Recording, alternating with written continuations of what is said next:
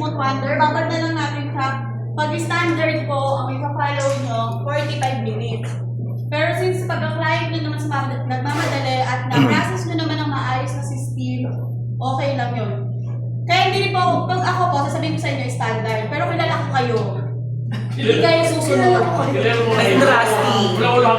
Alam namin na hindi kayo pumaano talaga sa proper procedure at may kanya-kanya kayong technique, which is okay lang po yun.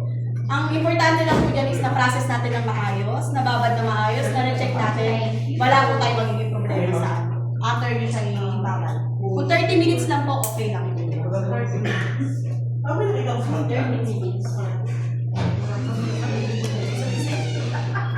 Kaya ka na lang yung 30 minutes. Ano lang ba? 30 minutes. Buti na lang kasi buong Joseph po, Joseph. Perfect. Dami na yan, ha? Okay na lahat namatay din. Baka namatay yung iron.